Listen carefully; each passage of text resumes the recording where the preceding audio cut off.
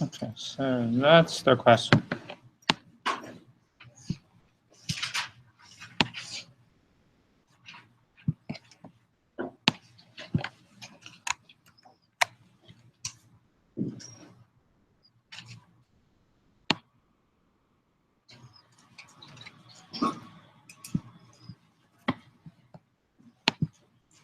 Well, most of you don't. Okay. All right. So,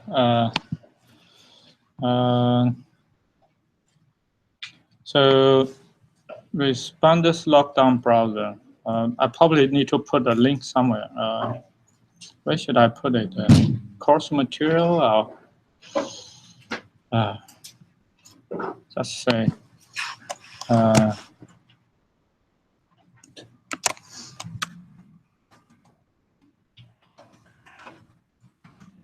Helpful tools.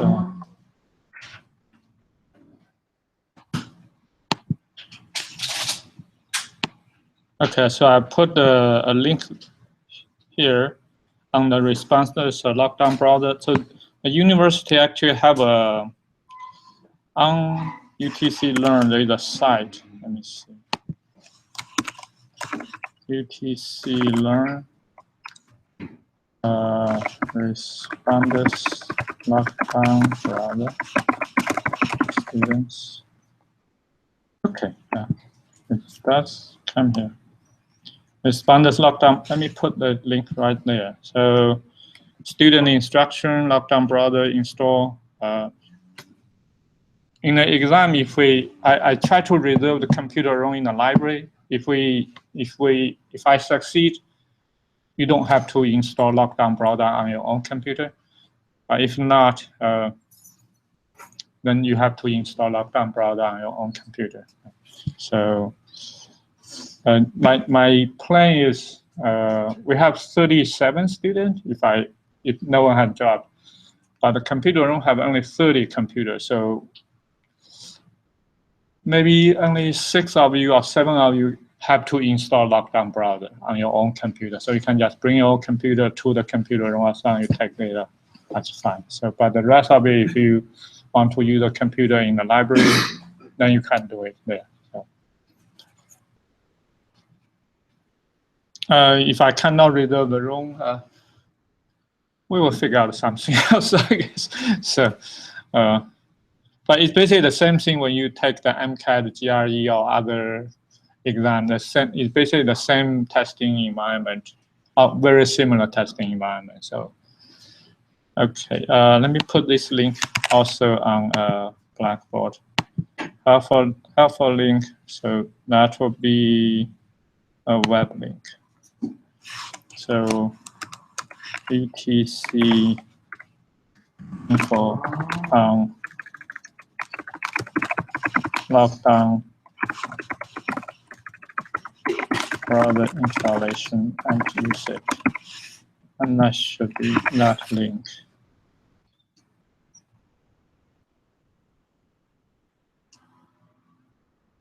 This link is a tool provider.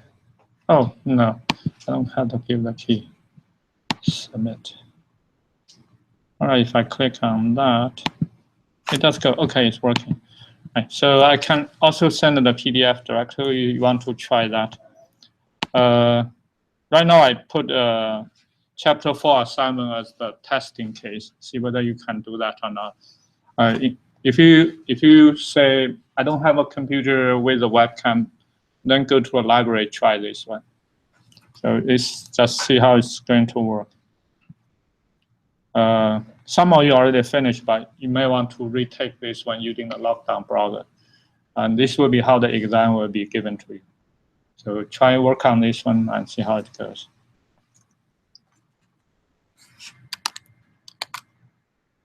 And as far as I understood from the UTC, that's basically the support. The university online exam will be given in most other courses. So, okay. That's what I have for the lockdown browser. Okay, I go back to genetics. And so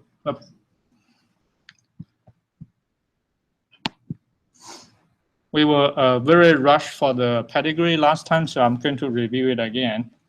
All right, it is recording.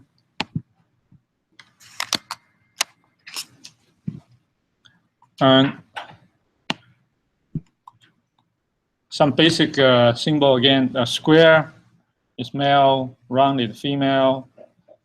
Person with disease are usually a solid color. If it's black or white, we usually just use a solid black color. Oops, sorry. Carrier is just this round, solid circle. And deceased person is with this cross sign. And that's probably the important part. And those parts doesn't occur very often. Okay, so there's one technical term here called consanguineous marriage, basically mating between two related person. That's just the technical term you have to know. I'm not sure even I pronounce it correctly or not. I think colloquially we often just call that interbreeding, or what's. I'm not sure what's the colloquial. Inbreed. That's often we call it. Okay, so recessive trait often appear in pedigrees in which they have been inbred because of these traits are. Let me go back to my surprise. So this would be a short answer, I guess. Basically, the question is, what's the reason recessive traits often appear in pedigrees of inbred marriages? Oh, I'm not sure. Oops, sorry. In fact, Charles Darwin himself had an inbred marriage because he married his cousin or something. I forgot that. So that's the question. So hide the answer. Sorry.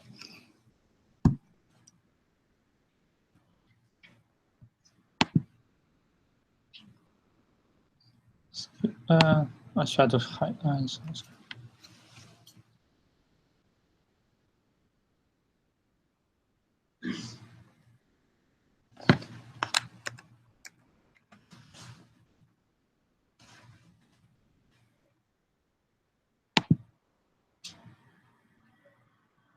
There is a bigger chance of no. I need to figure out a way to look at this in a not moving way. Let me refresh this one, and then I'm going to screen copy this, and then put it back into my PowerPoint slides.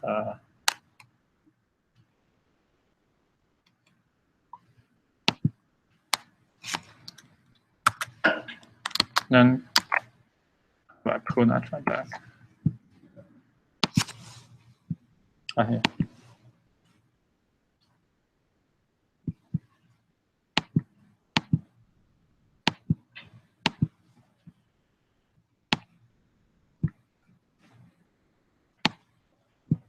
Okay, so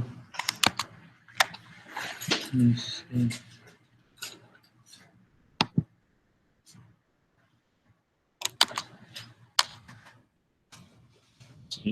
Because both are recessive allele, because family history, skip generations, and birth parents could be heterozygote. And so that's a good one. Have a high chance. Both plants have a high chance of having a recessive. This actually is not correct. Whether people marry who the chance of me carrying some disease never going to change. It doesn't depend on who I'm going to marry. So this sentence is not written in a correct way. So the chance of children have a higher are more exposed to a genetic disease is related to the parents' behavior, not because the parents won't. Okay, so basically, the chance of me carrying something is already determined. It's not going to be influenced by someone's who I'm going to marry. So this sentence just cannot be correct in a way. So there's a bigger chance. Again, this one is also incorrect, right? So if a person marry that person's relative, the chance of that person carrying some trait is already predetermined. So this is also incorrect.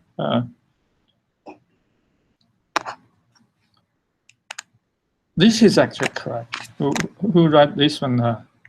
So since people are related, the chance of they carrying the same recessive allele is pretty high. That's actually whoever wrote that one is a very good insight on that one. So recessive allele, yeah. So this is also correct. Yeah. Okay, so that's good.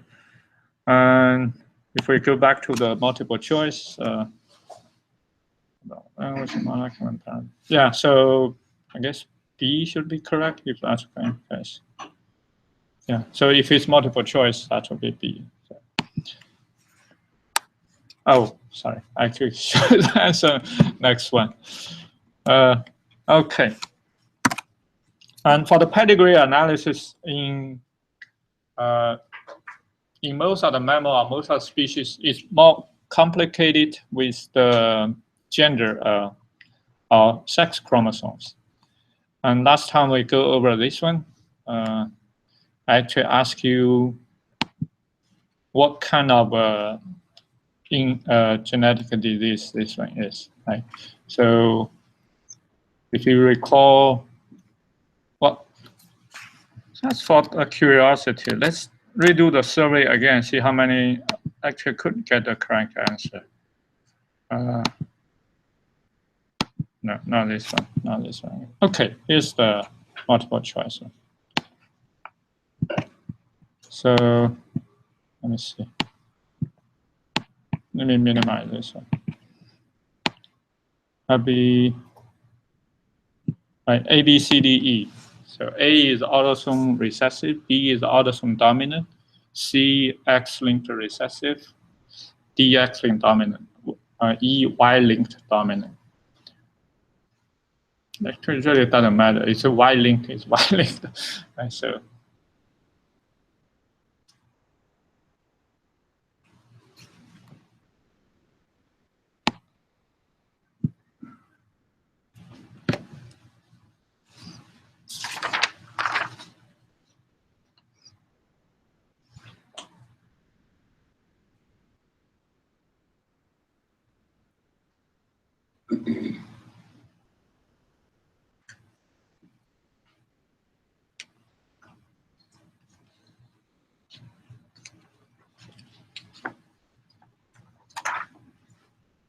Okay, let's see.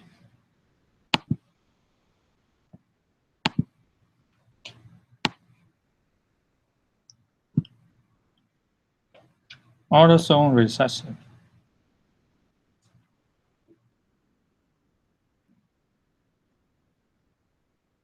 Oh, most of you pick autosome recessive, I guess. Let's see. Oops. Well, we last time the way we go is by eliminating the wrong ones, right? So Y, has anyone pick E? No one pick E. Okay, so Y is not correct. Well, the great grandma have the disease, so great grandma doesn't have Y chromosome, so E just cannot be correct. So the first this is female, right? So if it's E and the Y chromosome is not even there, so this E. Okay, good. No one picked E, and then so Y, C, and D are eliminated. So why it cannot be X chromosome dominant one? Who want to explain this? All the males would be X-linked males would be can you pick a counter example in the figure? pick one that would. Which one? Pick one that would. Right, yeah. Pick one that just doesn't, it will be inconsistent with the Oh, well, if it's X-linked dominant and in the second generation, parent 4, all of the males in that next generation would be red.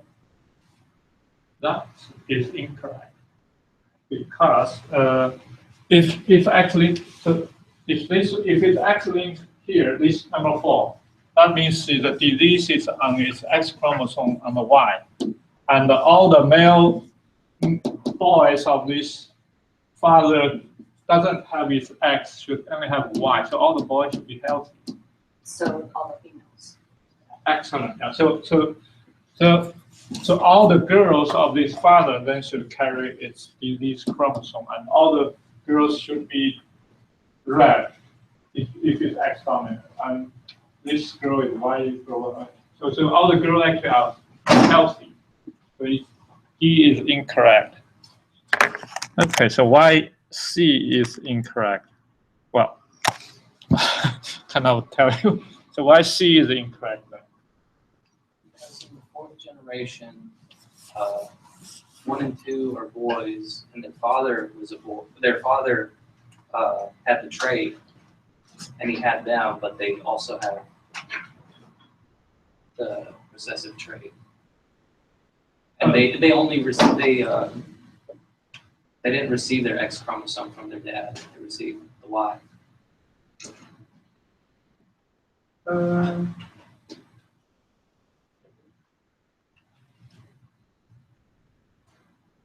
If it's X chromosome recessive, you were saying which here? In 1 and 2. 1 and 2. Okay. So this has disease. The X chromosome should come from mom. The mom could be heterozygous. I mean, if it's recessive, the mom could be heterozygous. That is possible. And this one is already recessive. So X.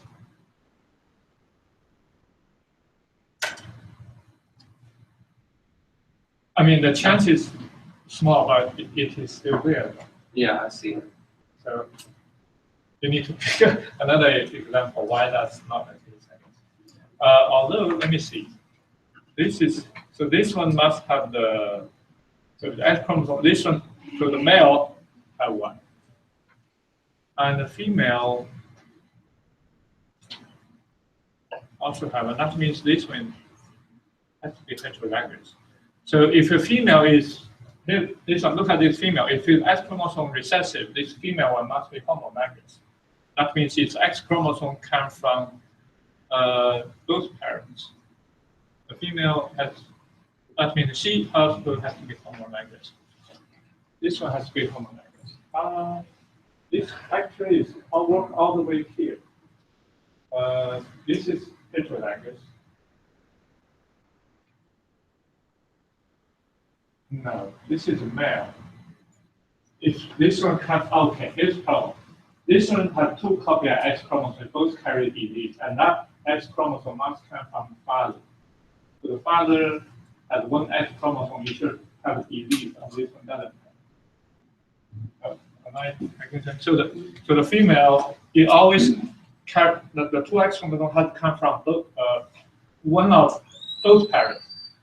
That means both parents should carry the X-linked disease. But for male, if you carry one of the X, it should be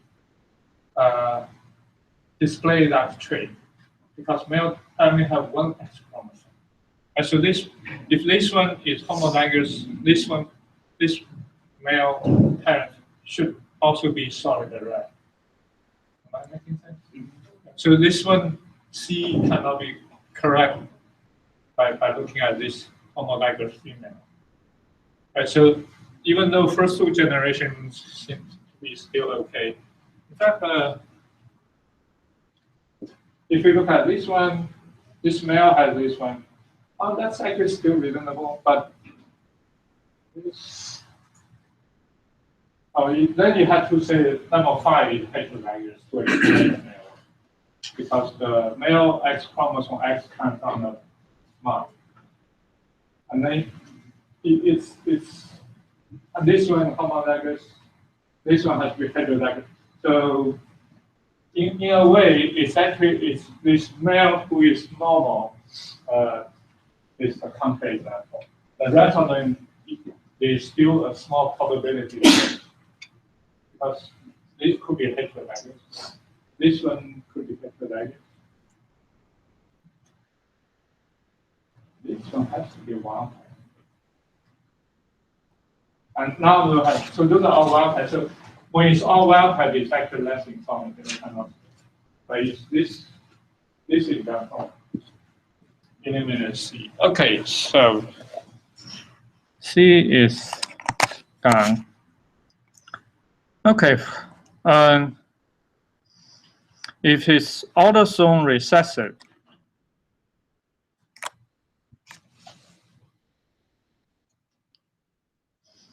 and then it doesn't matter whether it's male or female. Right, so, and then we can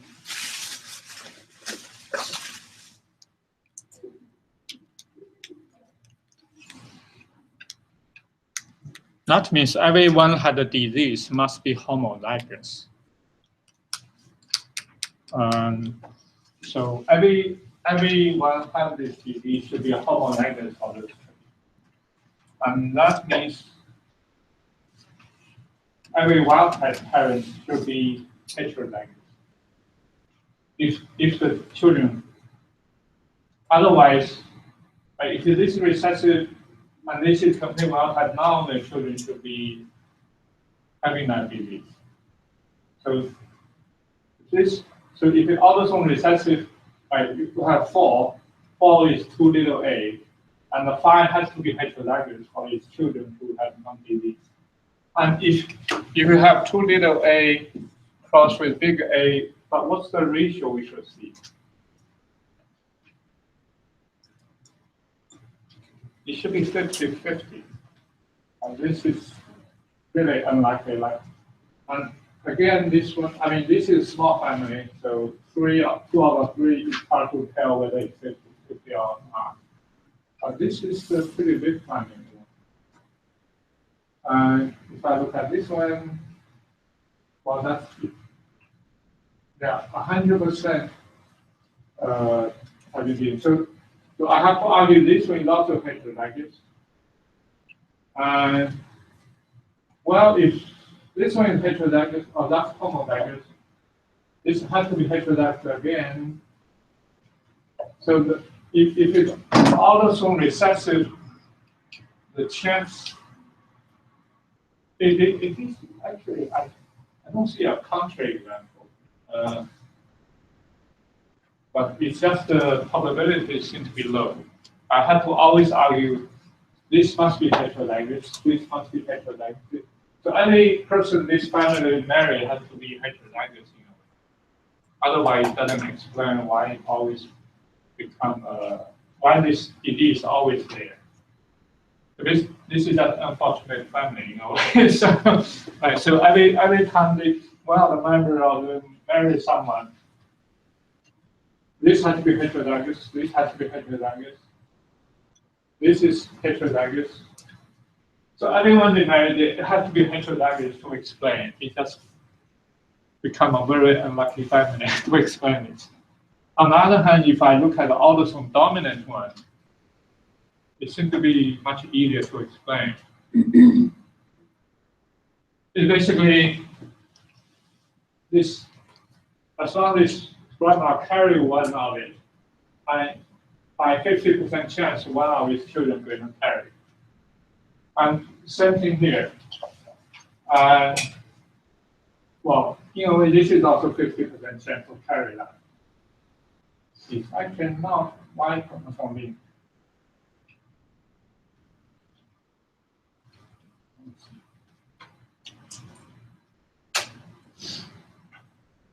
Yeah.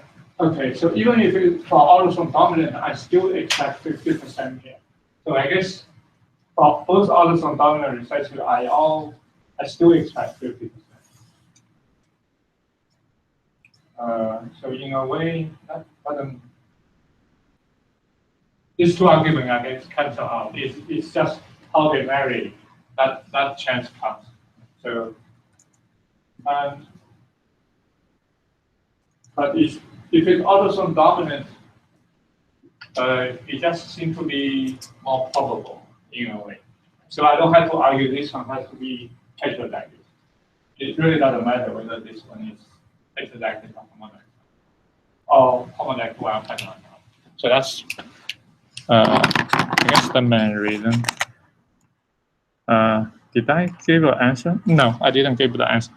But it's actually from the textbook example. It should be autosome dominant.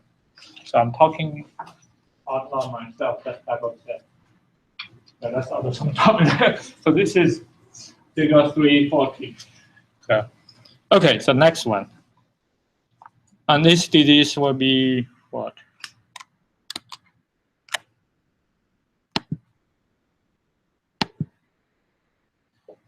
Again, A, B, C, D, E.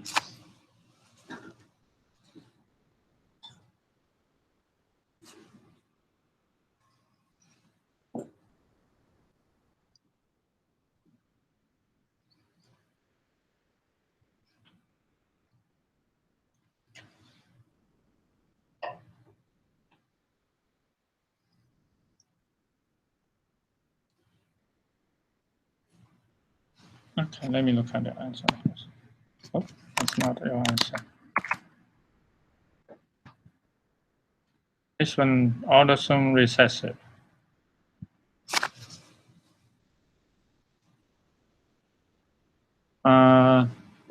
We can eliminate the dominant one because so the main difference between dominant and recessive one is something called skipping generation.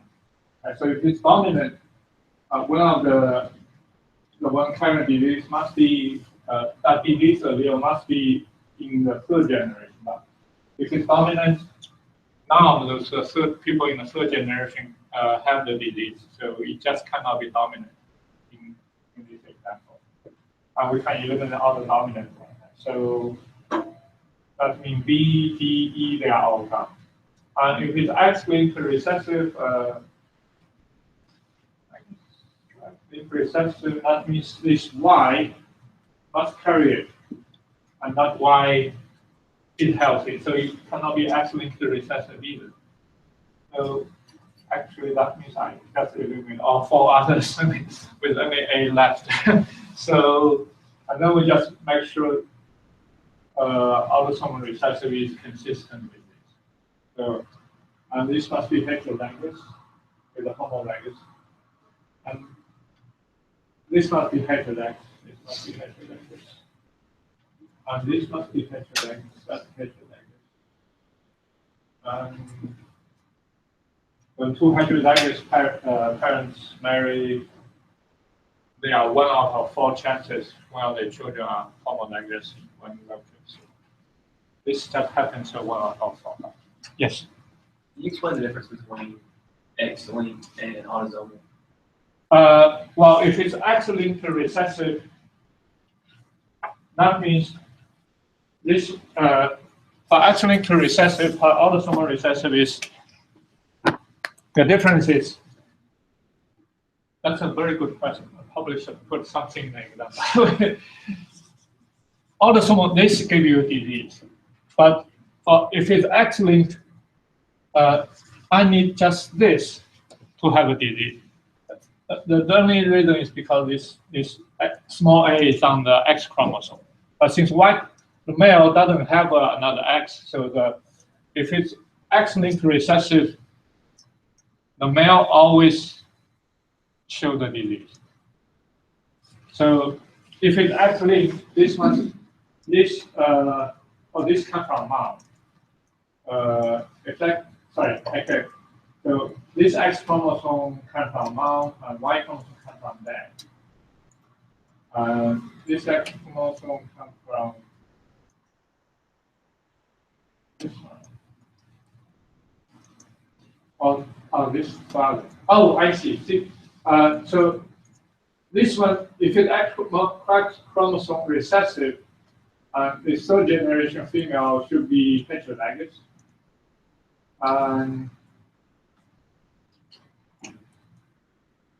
And that allele should come from this father.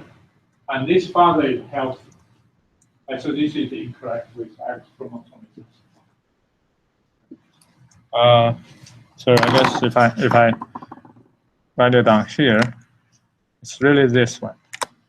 And if it's X chromosome recessive, it should carry that X chromosome. But he's healthy, so it's just kind of incorrect.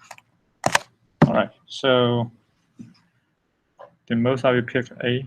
No, where's my, sorry. I pick A this time. Maybe in the exam, I should always avoid putting autosomal recessive as A. So people seem to have a tendency to pick that. Sorry. Okay. So, actually, this actually booked an example to explain why the autosomal, what's the main difference between autosomal recessive and dominant one. If it's recessive, oftentimes we can see the skipped generation. But if it's a dominant one, every generation should have that disease. That's a key difference, right? And if it's X-linked recessive, every male carrier should have that disease. And that's another. So that's the difference between autosomal recessive and X-linked recessive. So,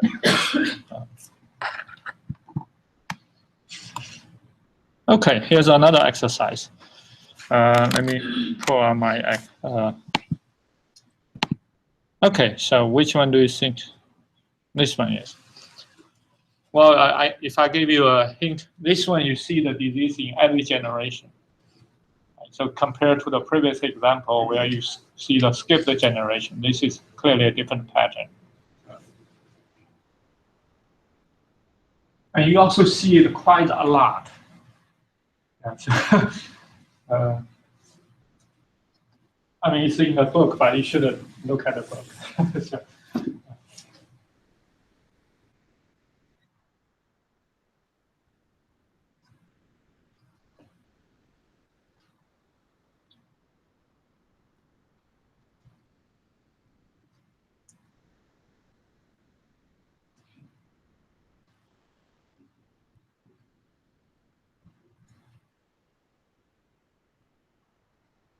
let me look at it.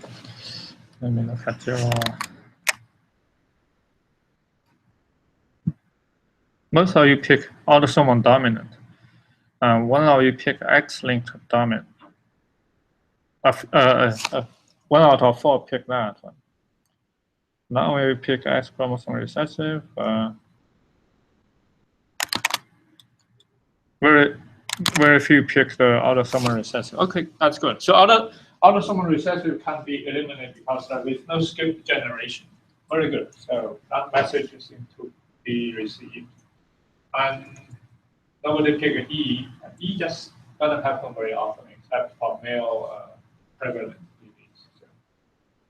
So, but in a way, if you look at family tree, every boy has some disease. You may suspect there will be Y chromosome. But this one is not. You see a girl, a female, for male, and they're all the same. So it shouldn't be Y chromosome. But if it's X-linked recessive, doesn't seem to make sense because many of the female are there. Right? So, and then we look at the autosomal. We cross out A, cross out C, cross out E. So it's the difference between B and E. And so why D doesn't make sense. X-linked dominant.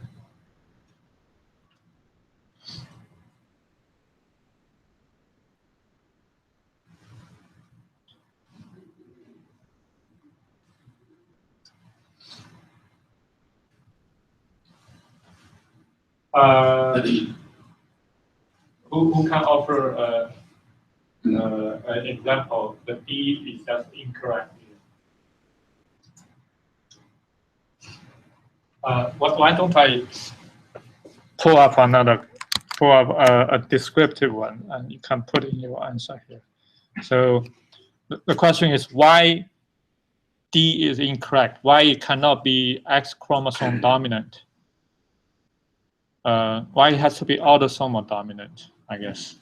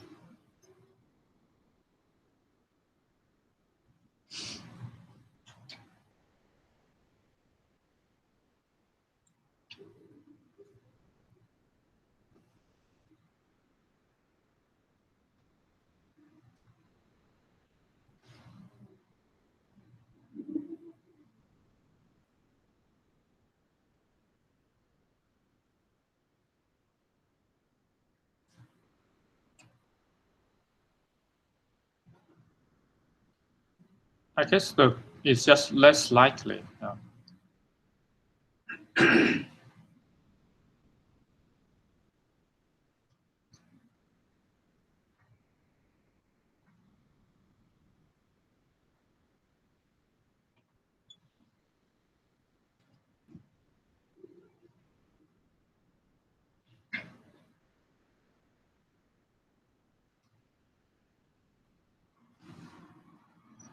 So if it's X-linked dominant one, that means every male carrier should have that disease.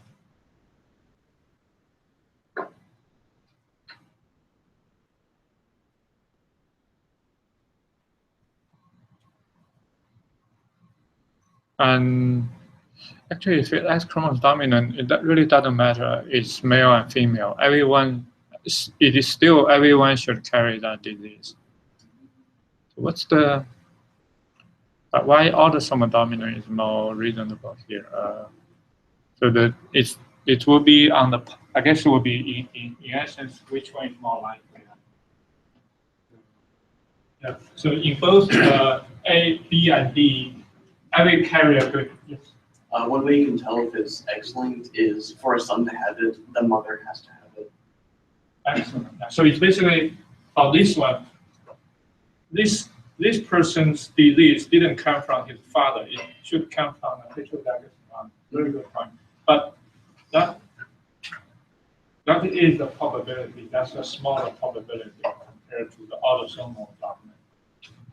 So good point. So the only thing I can see is basically for this parent, what's her genotype. So she has to be a hetero. Oh, I just realized, no, that's incorrect because if she is heterozygous, she should have a disease, but she does not.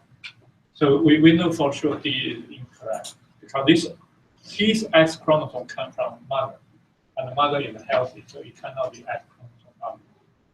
So it's actually completely wrong. It's not even a small probability. It just completely. Oh, perfect. All right. So if I highlight here, it's basically number 3. I guess this picture looks a little confusing, but it looks like she's the children of this family, but she actually is not. There's no line here. So if I didn't pay too much attention, sometimes I made mistake and she as the sibling among them, then it will be likely she will be a heterozygous, but she's actually is not. She's married outside of family. Okay, so that's the one example.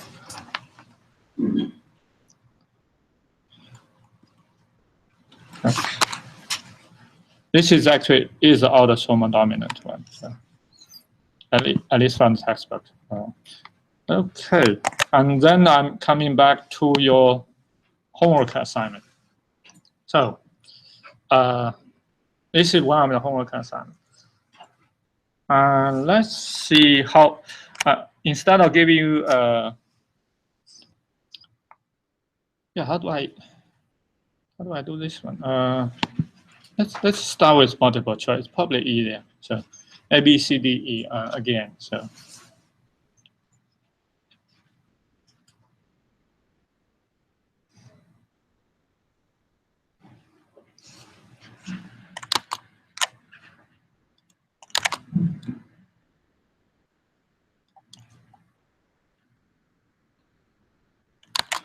I need to put my window to a different place.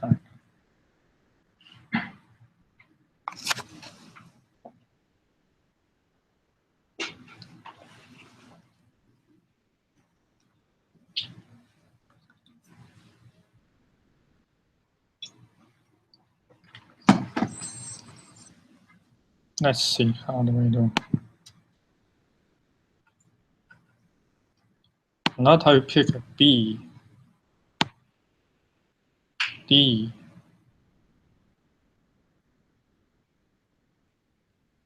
That's quite different from your homework.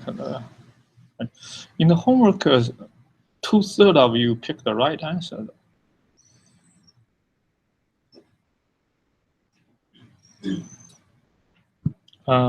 Okay, I guess the way you're doing homework, kind of do it again. Yes, sir. It didn't let us answer on this back corner. Sorry, what? It didn't. Socrative didn't let us answer on the for all of us in the back. Oh, because what? I don't think you went to the next question. I think you might have just left on the last one. Oh, I see. Sorry, let me do it again. Oh, that explains. Sorry. Okay, let's try it again. Okay, sorry.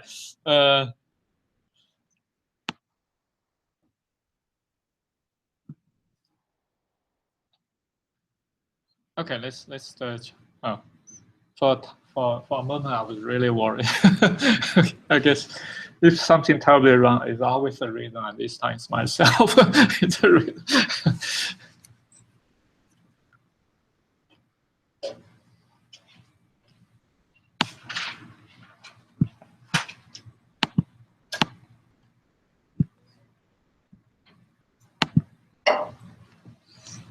Okay, let's see. Most of you pick. Oh, this time it's more split. A, B, C, D.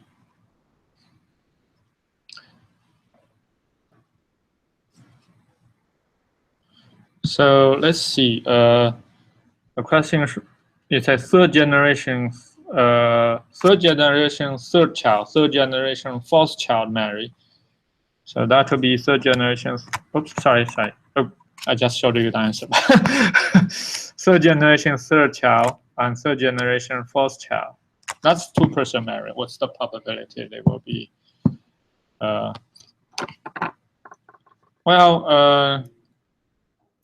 So this is autosomal recessive. The question already tell us. So, if I, or maybe I redraw it. If I pull this one up, I pull this one back.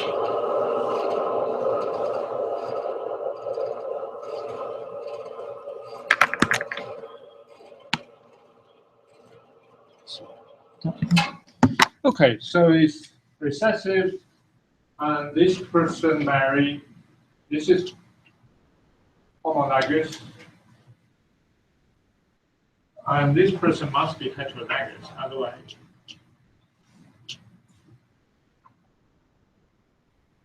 it won't be healthy. Right? So, it's most likely this when they marry, most people should be heterozygous. Otherwise, the chance of just someone marry a heterozygous is also not very high. It's not easy. So this person,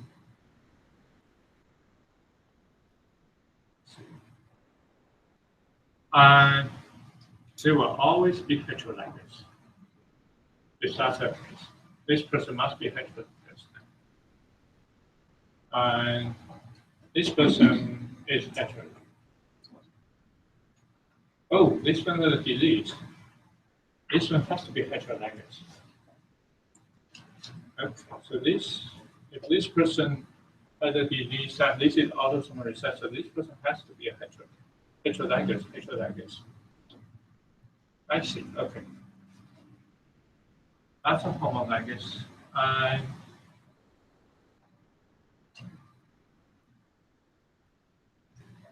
so there will be, this one will be either AA.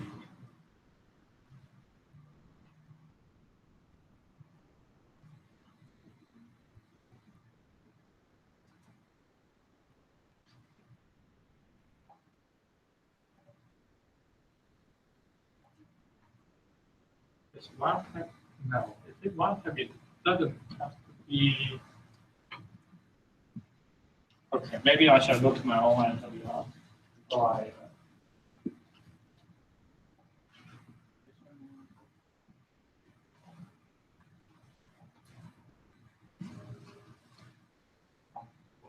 Those parents here must be heterozygous. And this one is already there. This one has to be heterozygous. And this one, only when these two parents are heterozygous. I guess I should make the assumption this one is, there's a possibility it is heterozygous. So let's also start with this. And then it will be this one cannot be AA. Since it's already wild type. This one cannot be AA either. Maybe I should.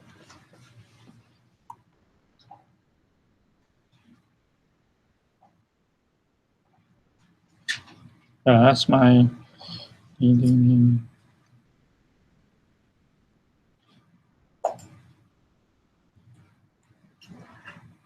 Okay, so I see. And the chance of this one be small a, this one is small a.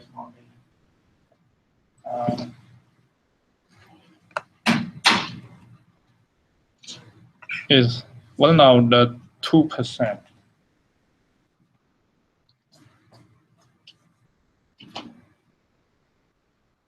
Because so I know this one is wild type, so it cannot be small a. So that this possibility is gone. But the other possibility is big A. I know this one is not big A, cannot be. For the children to be affected by this trait, it cannot be big A.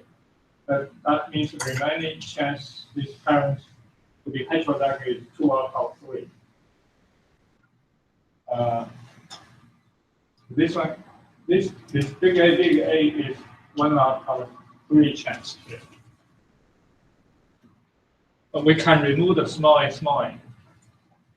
This is because for every a heterozygous cross is going to give me 3 possibilities. So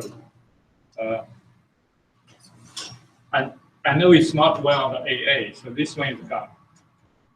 That means 1 out of 3 is bigger A. 2 out of 3 is bigger A, small a for this father. And because it's autosomal, it really doesn't matter if it's male or female. We know this one has to be a heterozygous. The chance of being a heterozygous is 2 out of 3. And this parent is heterozygous too. So, well,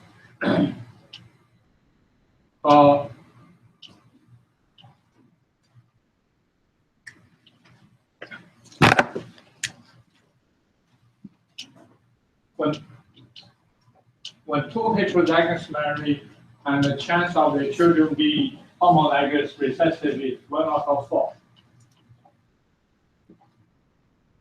So the probability of these 2 persons married to have a homozygous recessive children will be basically the product of these two are multiplicity. So 3 of 2 times that 1 of 6.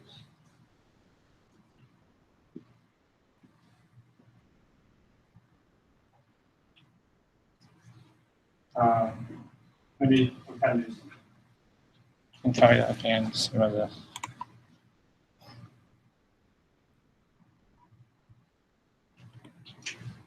It's the. And if I look at your answer, oh, that's not your answer. The answer should be E. That's still troubling. In your homework, actually, like 70% of you still picked the right answer. Yes. Shouldn't it be 1/16 though? Because there still is a possibility of them being homozygous dominant, but we just don't know it. That So we have to add tell you, the pattern tell you this is autosomal recessive. But the in generation 3, person number 3, they have the possibility of being homozygous dominant. So that shouldn't that still be going to be What do you mean homozygous dominant? the big A?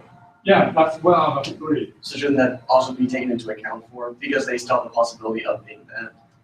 That possibility won't lead to a child effect with disease. Right, so it's a big A, it's a 0 chance for their children to be affected by the disease. So if you can consider that, it won't affect your conclusion.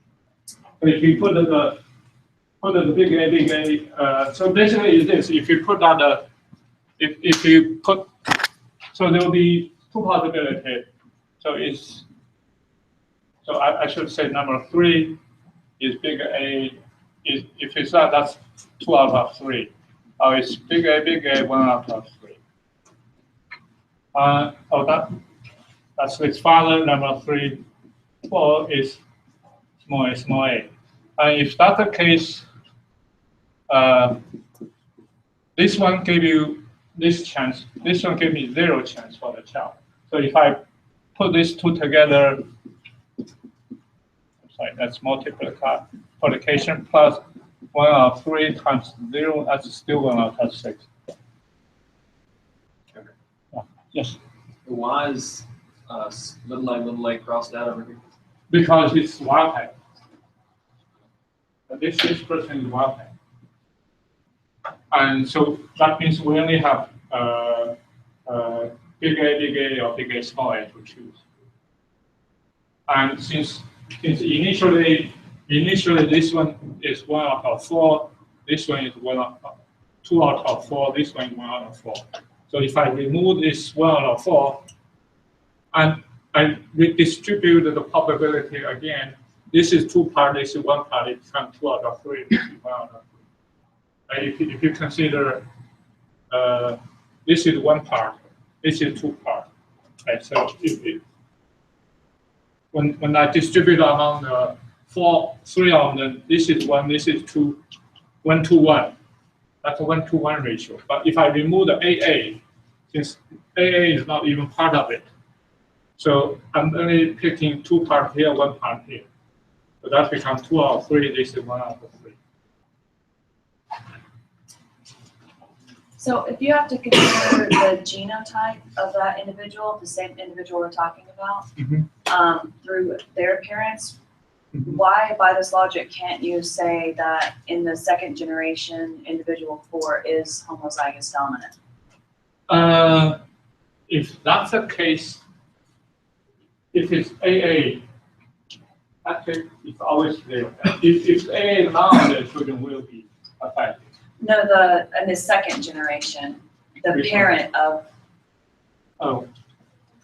where you have in that. Oh, Yeah, in that one.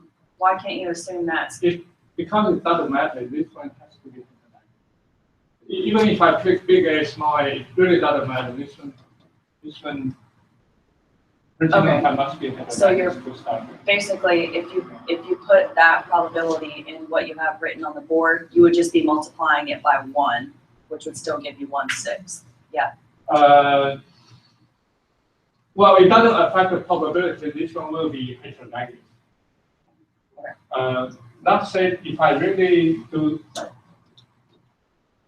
if you really think about it, the chance this one big A, it has to be affected, but in a much more deeper way. So Maybe it'd help doing the Punnett squares for the parents of those two. Well, if it's if this is small, this will always not 100% not. It doesn't change anything. Right. So if it's a smaller one,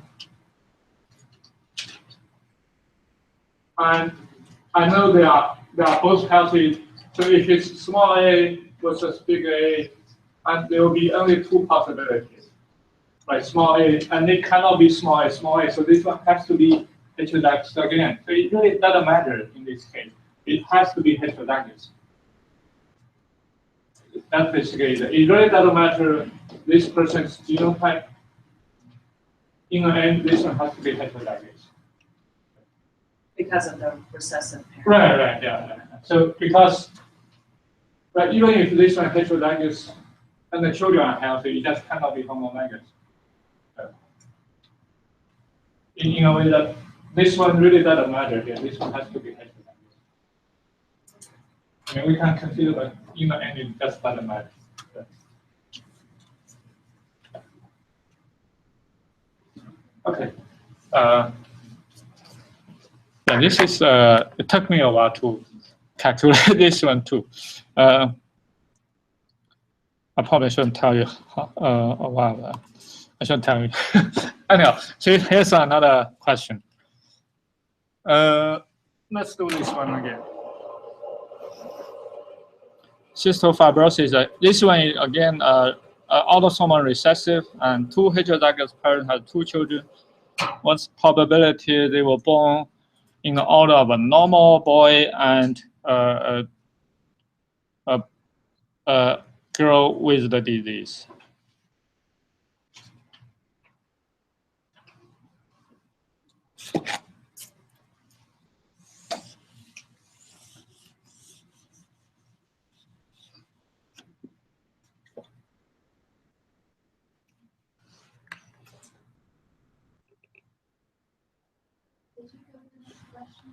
Oh, thank you.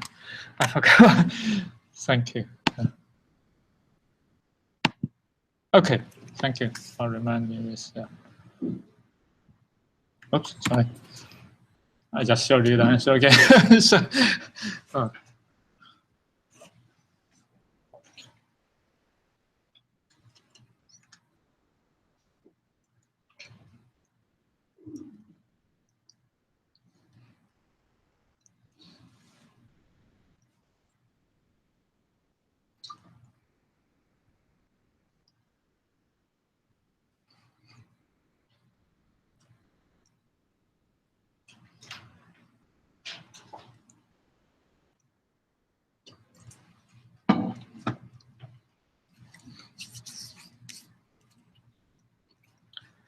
okay, let's see. Oh, sorry, I picked the. Well, since I hope not because I showed you the answer. All right, so here's the actual situation. So this case actually a little complicated because the question asks you the cystofibrosis is actually autosomal disease, but the question actually asks you a boy and a girl, so it becomes a two locus problem. So it's complicated because of that. So we have two heterozygous parents, and then one of them is a female, the other one has to be male, XX and XY, and then. And the question says the first one is a boy and is healthy, and the second one is a girl and is unhealthy. But boy and girl is always 50%. There's really not much difference between that. But the first boy, the chance to be healthy in a single locus, right? So you have a bigger A cross bigger A. The chance of this one to be healthy is 3 out of 4. With always bigger A part of it. So because this is 4 out of 1, and this is 2 out of 4. And become unhealthy is 1 out of 4. So the chance the boy become healthy is 3 out of 4, and girl is unhealthy is 1 out of 4, and then we just multiply them. And so this multiply is 3 out of 8. This multiply is 1 out of 8. Altogether, they are 3 out of 4. 64. Sorry. That's the. Yeah, I guess the difficult part is really because the question, even though the disease is not X chromosomic, it just added this boy and girl thing to confuse that. So that's the boy and girl question. Okay, so here's another pedigree question. This one is also straightly from the book.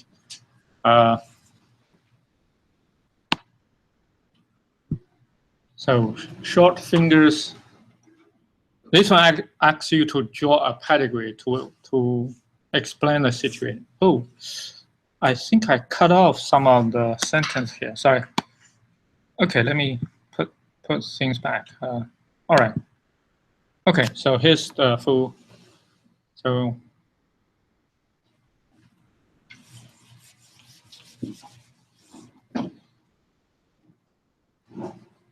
short finger.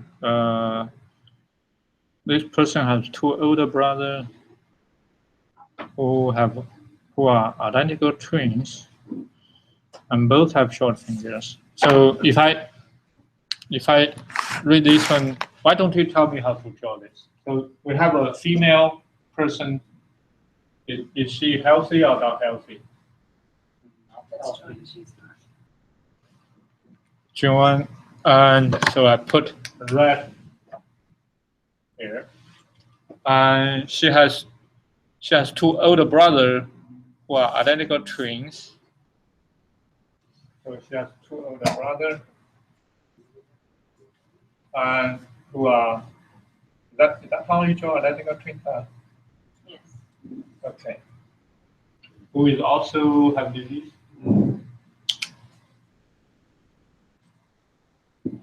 Okay. She has 2 younger sisters. How do I draw her 2 younger sisters? There's 2 circles, but they are all healthy. Yeah, blank. And her mother has normal fingers, and their mother is healthy. Her father has a disease.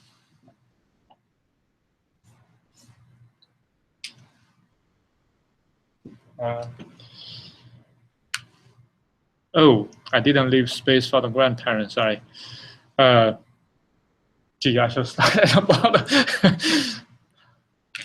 I wish I can put this everything down, but how do I draw the grandparents? Joanne's paternal.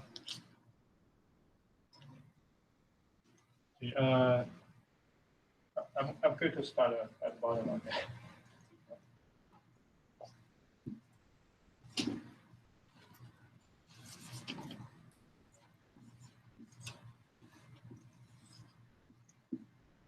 Okay, so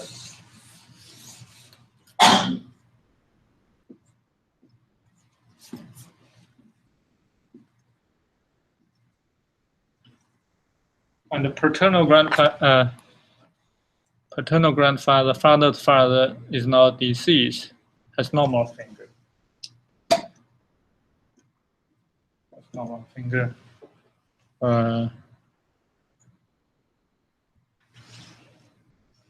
Both joined the maternal grandparent.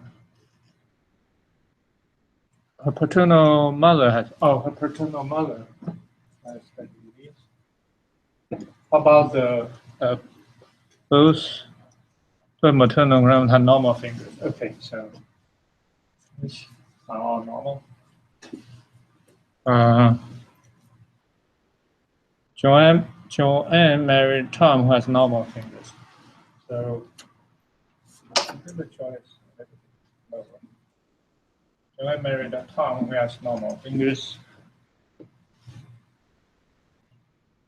They adopt a son named Bill, who has normal fingers. Bill's biological normal finger after adopting Bill. I'm going to ignore the adoption.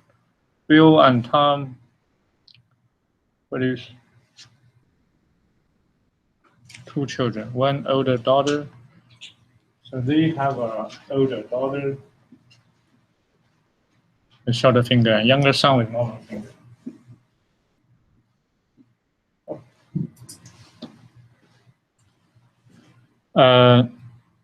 And Bill's parents have smoked.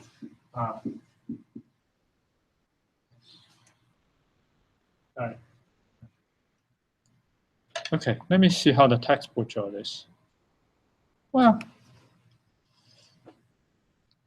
but is this the correct or no? So, and normal. So is this. Okay, that seems to be consistent. Now the question, what's the next question?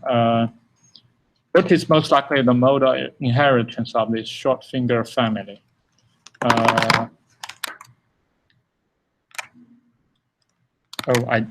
I give you? So basically, is this the autosomal dominant? Let me open up that previous. So this is a descriptive question. I guess I should give you multiple choice. Yes.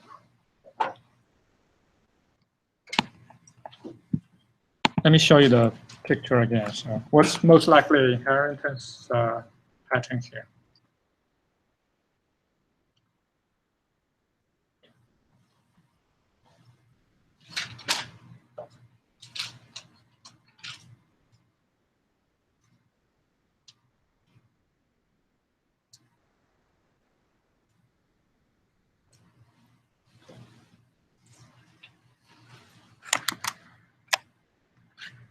Autosomal dominant, X-linked dominant, X-linked dominant, autosomal.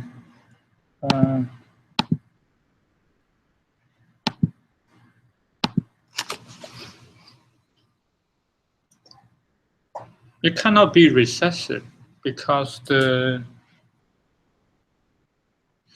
recessive, well,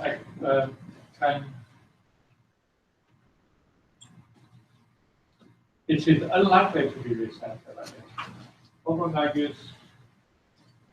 Homologous, this could be heterologous. Oh, I see. I drew the picture of this adopted child, but it doesn't matter in this case. Homologous. This has to be heterologous. So I guess it could be autosomal recessive, but it has a small chance of that. And this has to be heterologous. So I cannot rule out autosomal recessive, but you just have to regard this has to be heterologous, this has to be heterologous. Everything has to be heterologous to start with. So, but if it's autosomal dominant, it seems to be just more easy to explain this. So I guess this question basically, which one is more likely? So, oh, it's already 25. So, and then there's another question. What, assuming it's the autosomal dominant, what's the probability the child, Joanne, have another biological child? What's the probability the child will be having a disease? If it's autosomal dominant, they are going to have another child. What's the chance of that child having disease? If they're going to have another child, what's the chance that child to have the disease? Maybe I should open up another question. So, okay, so you can write your answer there. So.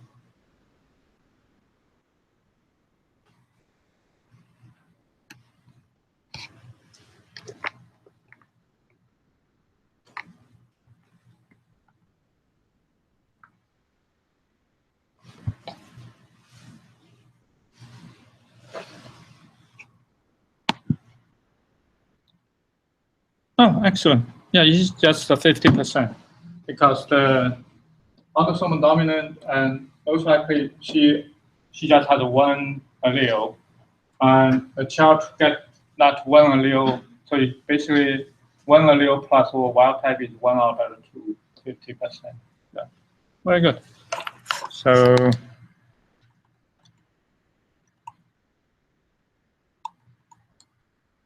Want to do another exercise? Okay, let's do another exercise, and we call it a day for the pedigree exercise.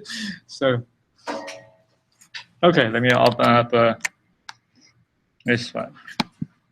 Okay, so this is multiple choice, and you just need to put in one letter. That's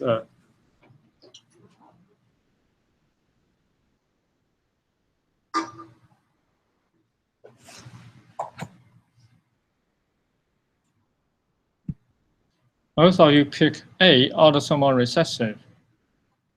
Oh, I'm afraid that probably is wrong.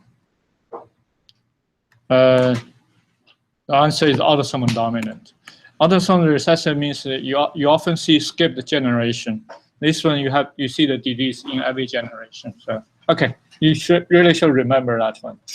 And I haven't come up with your actual exam yet, but this kind of exam will definitely be there. So, okay, and for those who want to ask me questions about the grading or someone, you can come to the front now. So, thank you.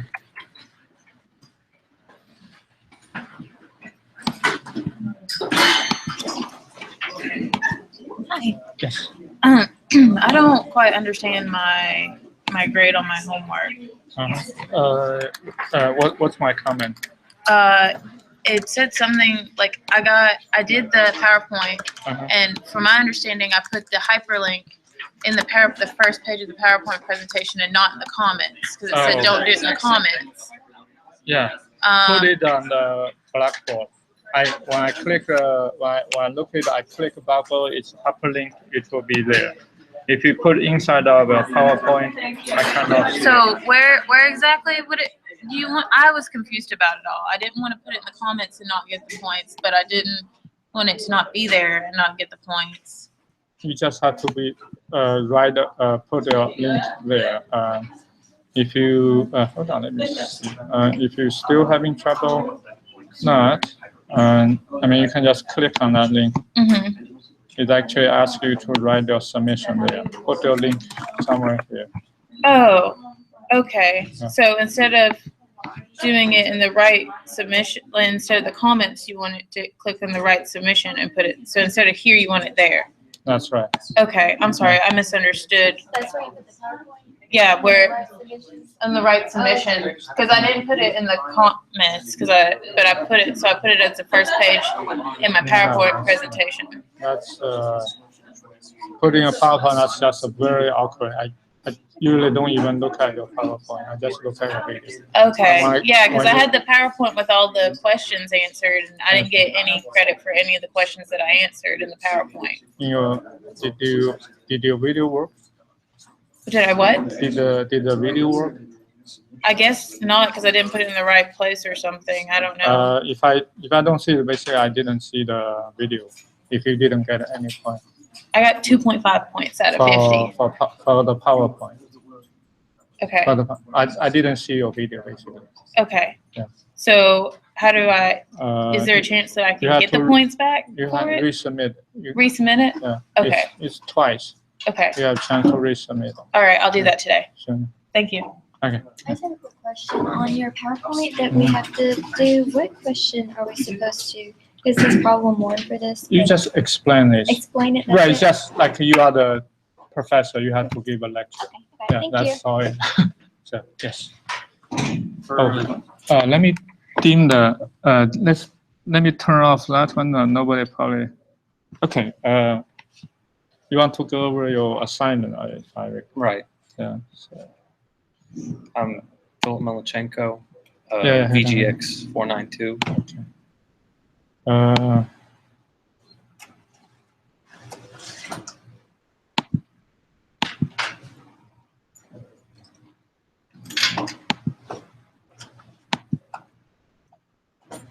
this one,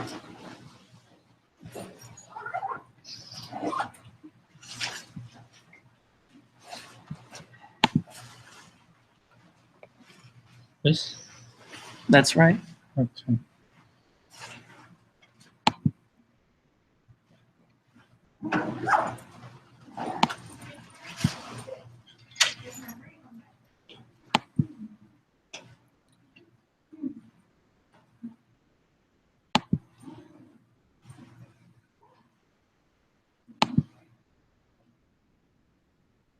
No. Your last name start with M? Yes. Oh, here. You want to see why you got 47? Yes. It says that I did. It only gave me half credit for hyperlinking. No, I didn't give you. In the Look- rubric, it said Look that. at the rubric. Right. So, right, your hyperlinking is complete, but what you are missing is PowerPoint. You didn't submit your PowerPoint. Oh, I'm supposed to submit the slides. Right, Oh, okay. Oh, so did you submit the file? I did. Oh, You okay. submit file? Okay. let me look at the. That's Robert Willis. Okay. Robert Willis. Okay, you got a 47.5. Let me see.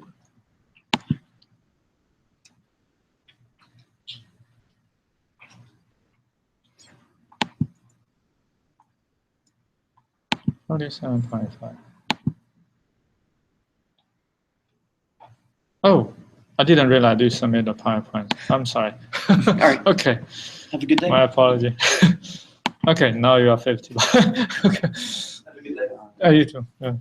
Yes, sir. So tell me what I need to, so I have all the answers right here. Tell me what I need to do to get this to change from a 2.5 out of 50. So, I need your video presentation. Yeah.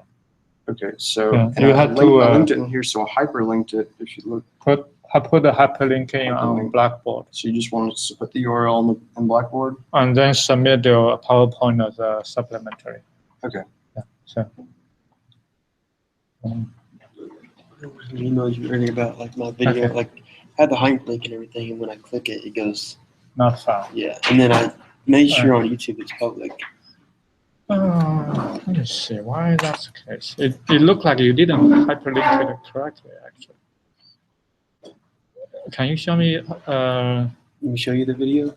Right. Yeah. Oh, I see. Yeah. This is not the HTTP. You didn't put the link there. This this is is not the- the URL address. You see the URL address HTTPS. Okay, that's probably why. Yeah. Okay. I'll try So yeah, I try it again. You should put a functional address there. Then it pops. So on my end, it's saying Okay. that I didn't submit the slides, Uh-huh. but I thought I did. So Let just me go back see. and double check. The last name's Mertens, Mertens.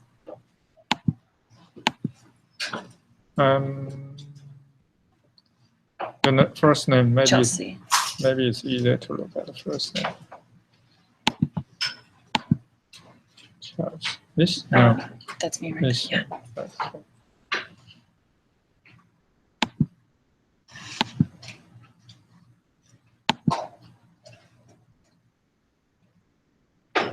Oh, you did. Okay, cool. Let me see. My apology. What did I say? Okay. Yeah, my, yeah. My apology. That's okay. I mean, the Okay. 2.5 points isn't a big deal. I was just like, I swear I did that. You did. Yeah. My Thank you. apology. Okay. You too.